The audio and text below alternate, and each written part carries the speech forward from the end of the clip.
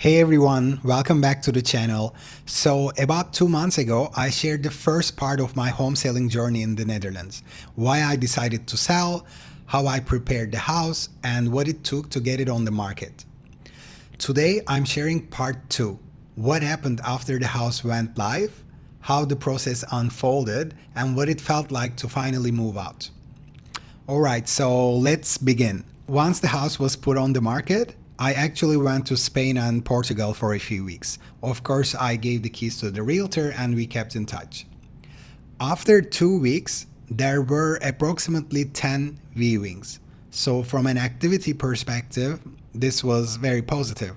However, only 2 offers came in. And to my surprise, both of the offers were below the asking price. Now, this was quite shocking to me because a year ago, 4 houses were sold on my street and all 4 were sold above the asking price. And this time, so when you look at the statistics, the house market actually went up a little bit compared to last year. And I had no competition because my house was the only one selling on my street. Now, this happened due to a number of reasons. So basically, there has been a little bit of a cool down of the market. There was an uncertainty in the market created by the geopolitical events, increasing gas prices, and also the potential layoffs that were announced by ASML, which is the company that's driving, all the expats in the neighborhood where I live in. So this was a little bit of an unlucky situation, but we said, hey, we still had 10 viewings, right? So people are still looking for a house. So why don't we just keep showing? So we decided to keep it on the market for another 2 weeks. Now, the following 2 weeks, unfortunately, there were no more viewings. However, one of the offers actually increased their offer to match the asking price. At that point, I had a decision to make. So I talked to the realtor and then slept over it. And my rationale was this. The house market will recover. However, it's not certain when. It might take a year or so. And there is a chance that in September and October, when people start to hit their homes, they will feel the increase in gas prices, which might force real estate market to go down even further. So the risk was to not accept this, but then end up having to sell it for a lower price.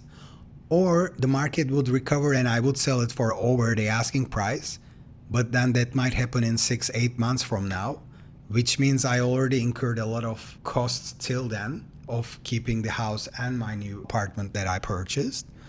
And so it didn't really make a lot of sense from a risk-taking perspective. And all my financial planning, I had done it based on the worst case scenario of selling it at an asking price. So my numbers were also still working. That's why I decided to agree and sell it at the asking price so that I could really move fast and then focus on my new chapter. Next step is that the realtor draws the draft contract, so that is then reviewed by me and by the buyer. And afterwards, it was sent to us for digital signing. So after the signatures, it was sent to the notary. The notary was chosen, of course, by the buyer in a nearby district. As a next step, the realtor gave me the contact details of the buyer and he did the same.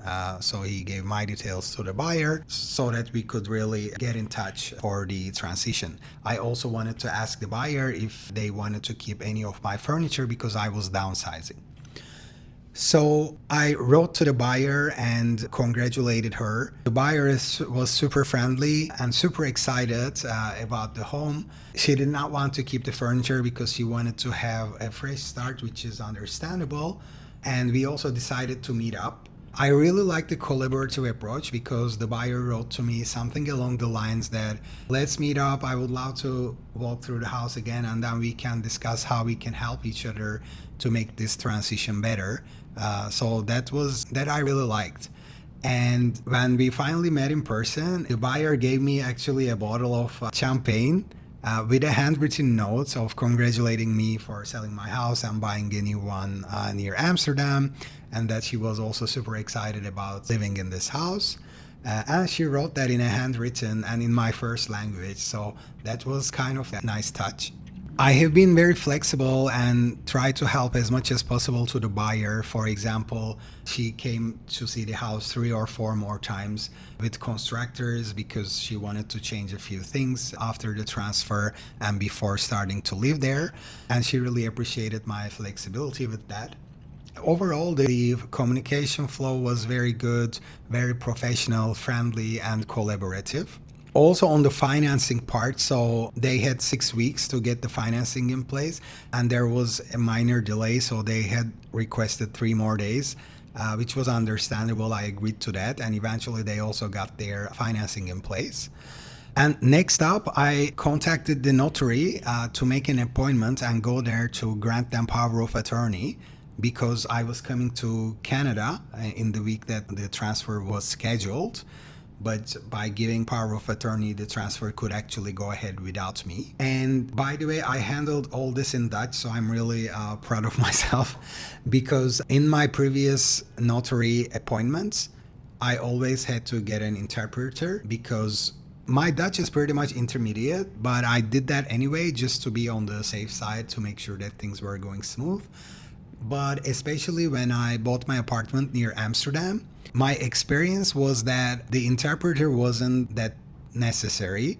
Why? Because I had already studied the contract inside out, I knew my numbers, and I understood Dutch. So, on top of it, with the interpreter, what happened is that the notary speaks in Dutch and the interpreter speaks in English at the very same time. So, it was very confusing to understand what was being said or avoid one person and focus completely on the other when both of them are talking at the same time. So this time when I called the notary, so they also told me that how is your Dutch because you may need an interpreter, and I switched to Dutch immediately and I said I'm very comfortable with it, but if it is really necessary I will go ahead and do it. And she said, I don't think this is necessary in your case and it's 500 euros anyway. Long story short, I saved myself the 500 euros and I proceeded in Dutch. And when you sell it, actually the process for the seller is much simpler because when you go to the power of attorney, which is quite a short process as a seller, you just basically agree on selling your house at this price and they verify your details and that's pretty much it. Of course, there was a questionnaire that I had to fill in advance of going to the notary.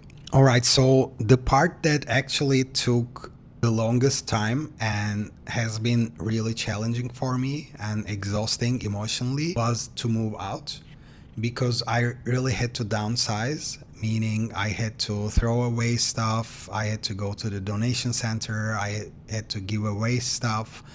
So I got myself a storage near my new place, and even after the transport date, I had to drive to the storage myself 3 more times because there was still more stuff coming out and that I had to go through, etc. Also, I didn't realize how much of an emotional attachment I had with the house. So when you think about it, it's been home for 6 years and it was the house where I stayed the longest since my parents' house, which I left at the age of 15. So it was really emotional and difficult. So once the move was completely out and I did the final touches and then I said goodbye to the home and left. Goodbye, home. You've been really good to me. Thank you so much. And I hope you will bring all the best to the next people as well. Cheers. All right, so with that, my North Brabant chapter has officially come to an end. It's a place that will always have a special place in my heart. And even though the house didn't sell for above the asking price, I'm still very happy with the outcome. In just 6 years, it increased in value by around 50%. And from the day it went on the market until accepting an offer took only about a month. The transfer will officially take place next week, but because I signed the power of attorney, Volmacht, everything will go ahead without me being there. Last week, I also got to see my new apartment in Zaandam for the very first time. To be honest, I was a little nervous. When you buy a new build apartment, you're really buying a concept based on drawings. So I kept wondering, what if I don't like it once I actually walk inside? Luckily, it was the complete opposite.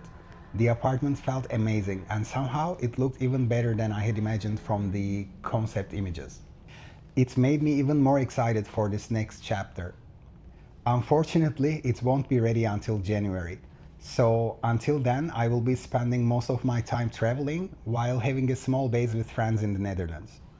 Right now, I'm in Canada, and over the coming months, I will also be visiting Greece, Romania, Albania, and Slovenia. I also want to say how grateful I feel to be able to experience all these opportunities in life. Thank you so much for watching, and I will see you in the next one.